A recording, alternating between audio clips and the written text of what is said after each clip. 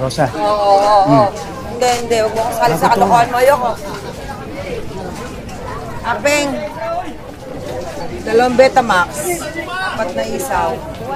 Kumakalat ngayon sa social media ang isang napakalungkot na balita, dahil sa pagpanaw di umano ni Jacqueline Jose. Ayon pa sa balita ng GMA7, kilalang aktres na si Jacqueline Jose, pumanaw na sa edad na 59. Sa isang malungkot na pangyayari, nagluluksa ngayon ang entertainment industry, sa pagpanaw ng minamahal at multi-awarded actress na si Jacqueline Jose.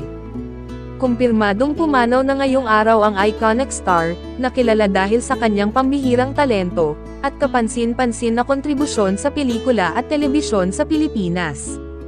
Sa ngayon, hindi pa naibabahagi sa publiko ang sanhi ng kamatayan. Ipinanganak noong October 21, 1964, sa Angeles City, Pampanga, si Mary Jane Santa Ana Gok sa tunay na buhay.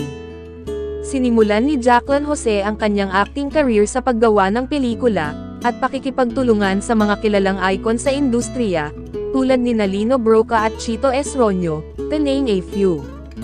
Nakakuha siya ng pagkilala mula sa iba't ibang award-giving bodies, at nanalo ng Best Actress Award sa Cannes Film Festival noong 2016, para sa kanyang role sa Marosa ni Brillante Mendoza. Ganoon din ang impact ng presence ni Jacqueline Jose, sa small screen.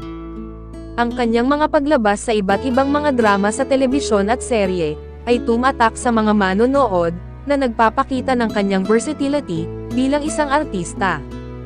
Mula sa mga nakakaakit na supporting roles, hanggang sa mga memorable guest appearances, ang mga bagong trabaho ni Jacqueline sa mga GMA shows, tulad ng Magpakailanman, alias Robin Hood, mula 2016 hanggang 2017, The Millionaire's Wife, noong 2016, at Bolera, noong 2022, ay nagpakita ng kanyang kakayahan, na ma-mesmerize ang mga manonood, sa kanyang mga nakakahimok na pagganap.